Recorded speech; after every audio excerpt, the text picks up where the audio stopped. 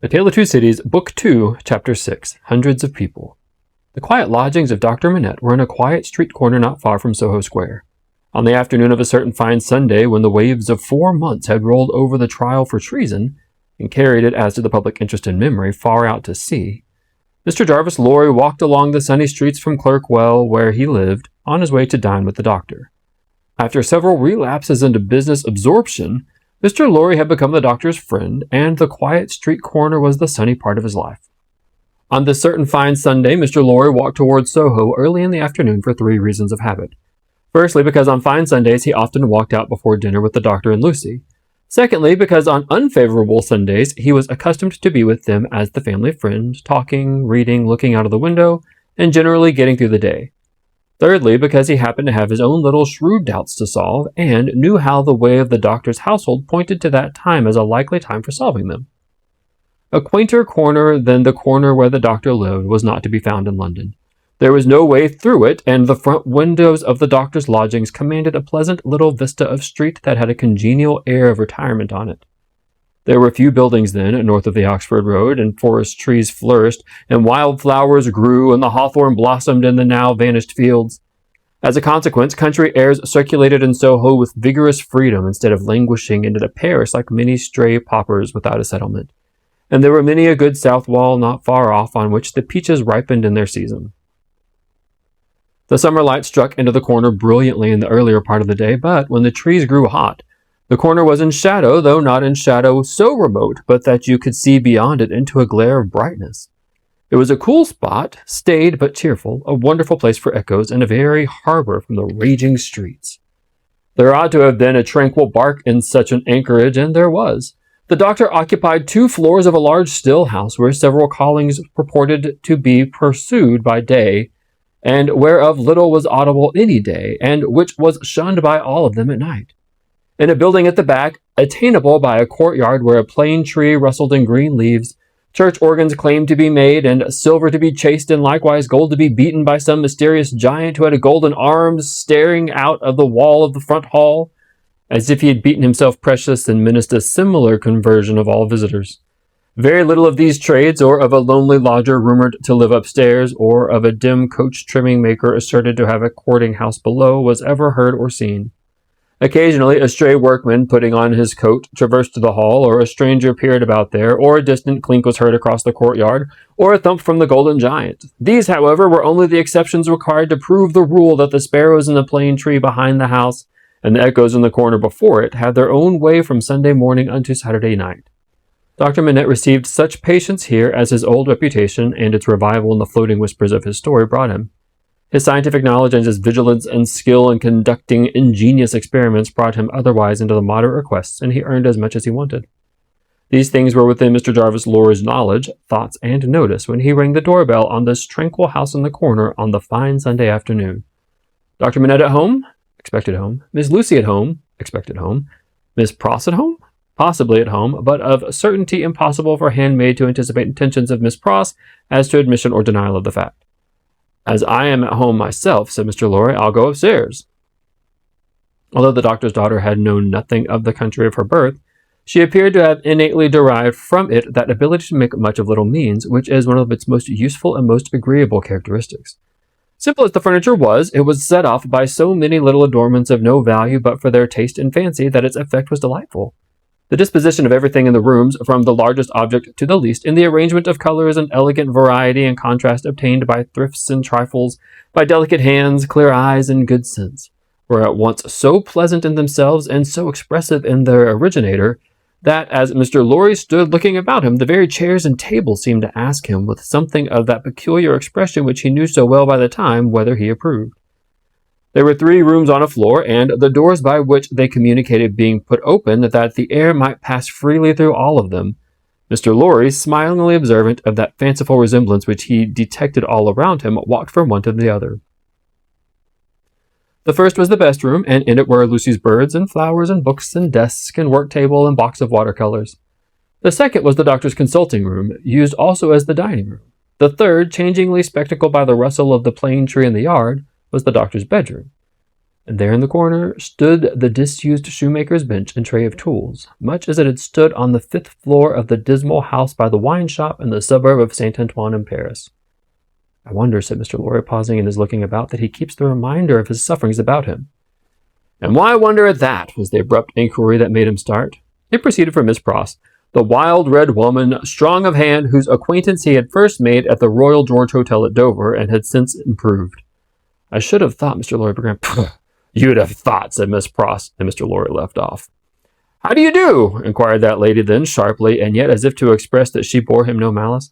I am pretty well, thank you, answered Mr. Lorry with meekness. How are you? Nothing to boast of, said Miss Pross. Indeed. Ah, indeed, said Miss Pross. I am very much put about by my ladybird. Indeed? For gracious sake, say something else besides indeed, or you'll fidget me to death, said Miss Pross, whose character, dissociated from stature, was shortness. Really, then, said Mr. Lorry, as an amendment. Really is bad enough, returned Miss Pross, but better, yes, I am very much put out. May I ask the cause? I don't want dozens of people who are not at all worthy of Ladybird to come here looking after her, said Miss Pross. Do dozens come for that purpose? Hundreds, said Miss Pross. It was characteristic of this lady, as of some other people before her time and since, that whenever her original proposition was questioned, she exaggerated it. Dear me, said Mr. Lorry, as the safest remark he could think of, I have lived with the darling, or the darling has lived with me and paid me for it, which she certainly should never have done. You may take your affidavit if I could have afforded to keep either myself or her for nothing, since she was 10 years old, and it's really hard, said Miss Pross. Not seeing with precision what was very hard, Mr. Lorry shook his head, using that important part of himself as a sort of fairy cloak that would fit anything. All sorts of people who are not in the least degree worthy of the pet are always turning up, said Miss Pross. When you began... I began it, Miss Pross. Didn't you? Who brought her father to life? Oh, if that was beginning it, Mr. Lorry said. It wasn't ending it, I suppose. I say, when you began it, it was hard enough. Not that I have any fault to find with Dr. Manette, except that he is not worthy of such a daughter, which is no imputation for him, for it was not to be expected that anybody should be under any circumstance. But it really is doubly and trebly hard to have crowds and multitudes of people turning up after him. I could have forgiven him to take Ladybird's affections away from me.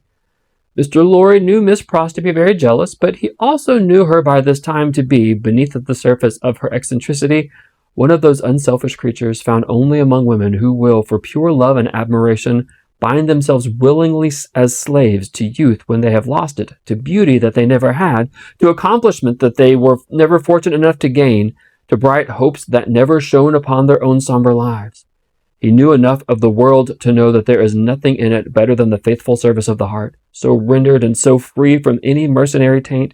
He had such an exalted respect for it that, in the retributive arrangements made by his own mind, we all make such arrangements more or less, he stationed Miss Pross much nearer to the lower angels than many ladies immeasurably better got up to by both nature and art, who had balances at Tellson's. There never was nor never will be but one man worthy of Ladybird, said Miss Pross, and that was my brother Solomon, if he hadn't made a mistake in life. Here again, Mr. Lorry's inquiries into Miss Pross's personal history had established the fact that her brother Solomon was a heartless scoundrel who had stripped her of everything she possessed as a stake to speculate with, and had abandoned her in her poverty for evermore, with no touch of compunction. Miss Pross's fidelity of belief in Solomon, deducting a mere trifle for his slight mistake, was quite a serious matter with Mr. Lorry, and had its weight in his good opinion of her. As we happen to be alone for the moment, and are both people of business, he said, when they had got back to the drawing-room and had sat down there in friendly relations, let me ask you, does the doctor in talking with Lucy never refer to the shoemaking time? Never! And yet keeps that bench and those tools beside him? Ah, returned Miss Pross, shaking her head. But I don't say he don't refer to it within himself. Do you believe that he thinks much of it? I do, said Miss Pross. Do you imagine, Mr. Lorry begun, when Miss Pross took him up short with, never imagine anything, have no imagination at all? I stand corrected. Do you suppose? You go so far as to suppose sometimes? Now and then, said Miss Pross. Do you suppose, Mr. Lorry went on, with a laughing twinkle in his bright eye as it looked kindly at her, that Dr. Manette has any theory of his own preserved through all those years relative to the cause of his being so oppressed, perhaps even to the name of his oppressor? I don't suppose anything about it but what Ladybird tells me, and that is, that she thinks he has. Now don't be angry at my asking all these questions, because I'm a mere dull man of business. You are a woman of business. Dull? Miss Pross inquired with placidity. Rather wishing this modest adjective away, Mr. Lorry replied, No, surely not. To return to business, is it not remarkable that Dr. Manette, unquestionably innocent of any crime as we are all well assured he is, should never touch upon that question? I will not say with me, though he had business relations with me many years ago, and we are now intimate. I will say with the fair daughter to whom he is so devotedly attached, and who is so devotedly attached to him? Believe me, Miss Pross, I don't approach the topic with you out of curiosity, but out of zealous interest. Well, to the best of my understanding, and that's the best, you'll tell me, said Miss Pross, softened by the tone of apology, he is afraid of the whole subject. Afraid? It's plain enough, I should think, why he may be. It's a dreadful remembrance. Beside that, his loss of himself grew out of it. Not knowing how he lost himself or how he recovered himself, he may never feel certain of not losing himself again. That alone wouldn't make the subject pleasant, I should think. It was a profounder remark that Mr. Lorry had looked for. True, said he, and fearful to reflect upon. Yet a doubt lurks in my mind, Miss Pross, whether it is good for Dr. Manette to have the suppression always shut up within him. Indeed, it is this doubt and the uneasiness of it sometimes that has led me to our present confidence. Can't be helped, said Miss Pross, shaking her head. Touch that string and he instantly changes for the worst. Better leave it alone. In short, must leave it alone, like or no like. Sometimes he gets up in the dead of night and will be heard, by us overheard there, walking up and down in his room. Ladybird has learnt to know then that his mind was walking up and down in his old prison. She hurries to him, and they go together walking up and down until he is composed. But he never says a word of the true reason of his restlessness to her, and she finds it best not to hint it to him. In silence they go walking up and down together till her love and company have brought him to himself. Notwithstanding Miss Pross's denial of her own imagination, there was a perception of the pain of being monotonously haunted by one sad idea in her repetition of the phrase, walking up and down, which testified to her possessing such a thing. The corner has been mentioned as a wonderful corner for echoes. It had begun to echo so resoundingly to the road of coming feet that it seemed as though the very mention of that weary pacing to and fro had set it going. Here they are, said Miss Pross, rising to break up the conference, and now we shall have hundreds of people pretty soon. It was such a curious corner in its acoustical properties, such a peculiar ear of a place, that as Mr. Lorry stood at the open window looking for the father and daughter whose steps he heard, he fancied they would never approach. Not only would the echoes die away as though the steps had gone, but echoes of other steps that never came would be heard in their stead, and would die away for good when they seemed so close at hand. However, father and daughter did at last appear, and Miss Pross was ready at the street door to receive them. Miss Pross was a pleasant sight, albeit wild and red and grim, taking off her darling's bonnet, and when she came upstairs and touching it up with the ends of the handkerchief, and blowing the dust off it, and folding her mantle ready for laying it by, and smoothing her rich hair with as much pride as she could possibly have taken in her own fair hair, if it had been the vainest and handsomest of women. Her darling was a pleasant sight, too, embracing her and thanking her, and protesting against her taking so much trouble for her, which last she only dared to do playfully, or Miss Pross, sorely hurt, would have retired to her own chamber and cried. The doctor was a pleasant sight, too, looking on at them and telling Miss Pross how she spoilt Lucy in accents and with eyes that had as much spoiling in them as Miss Pross had, and would have had more if it were possible. Mr. Lorry was a pleasant sight, too, beaming at all this in his little wig and thanking his bachelor stars for having lighted him in his declining years to a home. But no hundreds of people came to see the sights, and Mr. Lorry looked in vain for the fulfillment of Miss Pross's prediction. Dinner time, and still no hundreds of people. In the arrangements of this little household, Miss Pross took charge of the lower regions and always acquitted herself marvelously.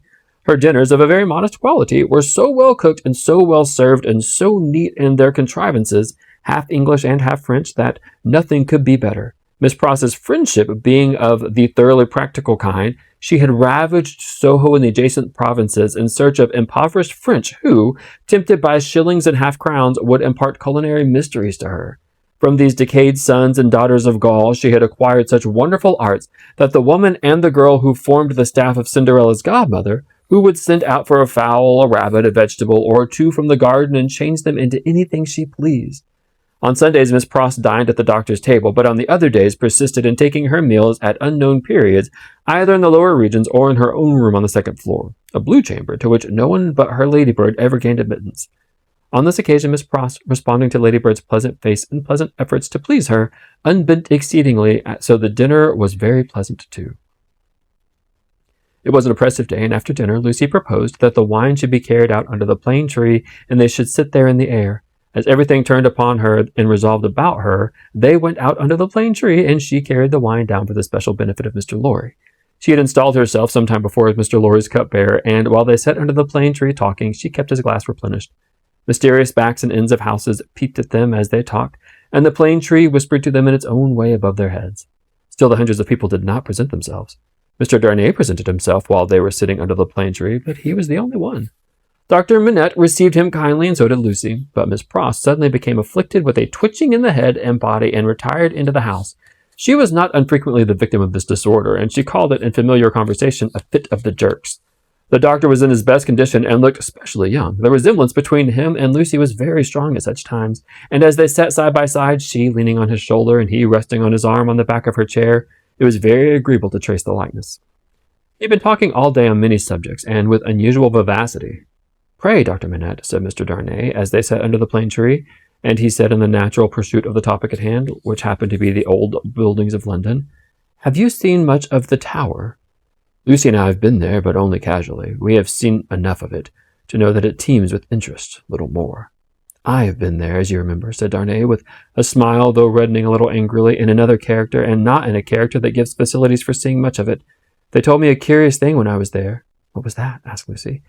"In making some alterations, the workmen came upon an old dungeon, which had been for many years built up and forgotten. Every stone of its inner wall was covered by inscriptions which had been carved by prisoners, dates, names, complaints, and prayers. Upon a corner and stone in an angle of the wall, one prisoner, who seemed to have gone to execution, had cut at his last words 3 letters. They were done with some very poor instrument and hurriedly with an unsteady hand.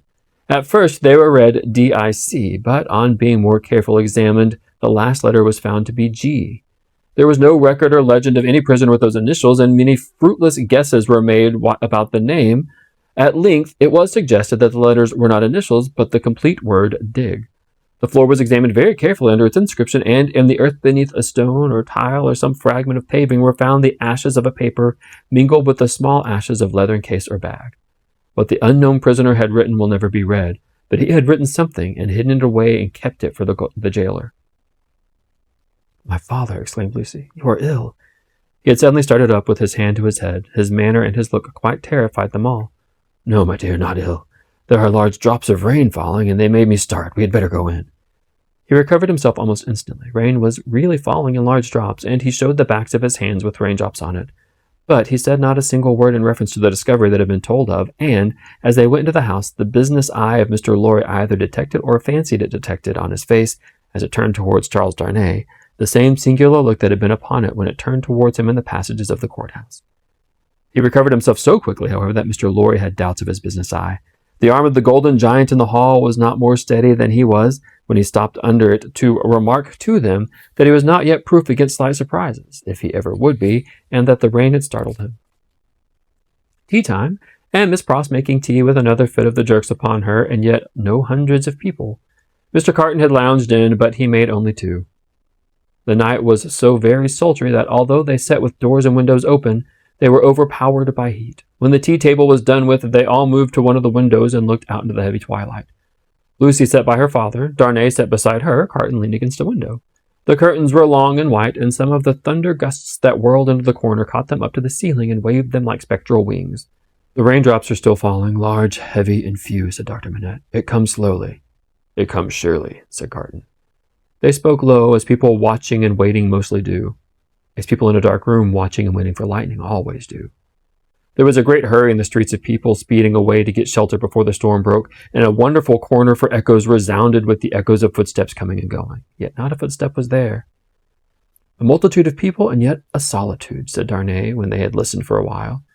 "Is it not impressive, Mr. Darnay?" asked Lucy. "Sometimes I have sat here for an evening until I have fancied, but even the shade of a foolish fancy makes me shudder tonight, and all is so black and solemn."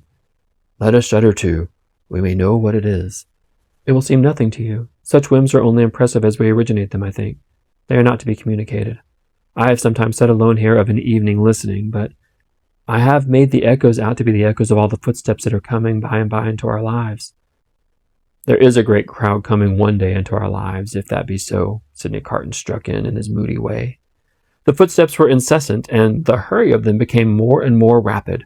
The corner echoed and re-echoed with the tread of feet. some as it seemed under the windows, some as it seemed in the room, some coming and going, some breaking off, some stopping altogether, all in the distant streets and not one within sight. Are all of these footsteps destined to come to all of us, Miss Manette, or are we to divide them among us? I don't know, Mr. Darnay. I told you it was a foolish fancy, but you asked for it. When I have yielded myself to it, I have been alone, and then I have imagined them the footsteps of the people who are to come into my life and my father's.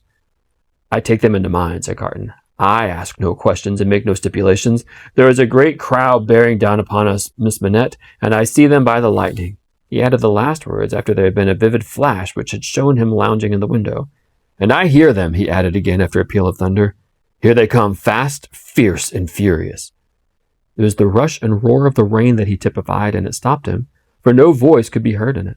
A memorable storm of thunder and lightning broke with that sweep of water, and there was not a moment's interval in crash and fire and rain until after the moon rose at midnight. The great bell of St. Paul's was striking one in the cleared air when Mr. Lorry, escorted by Jerry, high-booted and bearing a lantern, set forth on his return passage to Clerkenwell. There were solitary patches of road on the way between Soho and Clerkenwell, and Mr. Lorry, mindful of footpaths, always retained Jerry for his service, though it was usually performed a good 2 hours earlier. What a night it has been, almost a night, Jerry, said Mr. Lorry, to bring the dead out of their graves. I never see the night myself, master, nor yet I don't expect to. What would do that? Answered Jerry. Good night, Mr. Carton, said the man of business. Good night, Mr. Darnay. Shall we ever see such a night again together? Perhaps, see the great crowd of people with its rush and roar bearing down upon them too. So this chapter is a lot of foreshadowing. The footsteps, the sounds of footsteps, the hundreds of lives coming in and out. We see that Lucy Manette and Dr. Manette have settled into life. This is 4 months after the previous chapter where we had the jackal and the lion. Dr. Manette is seeing patients. Odd to me that he's seeing patients in the dining room, but this was before modern medicine. We see the interactions between Miss Pross and Jarvis Lorry. Jarvis is curious about what's going on deep down inside of Dr. Manette. At the evening, we have Charles Darnay and Sidney Carton joining them. There's a lot of great symbolism here with the weather, the rain, the thunder, and then, of course, again, the sound of the footsteps that will one day be coming into their lives.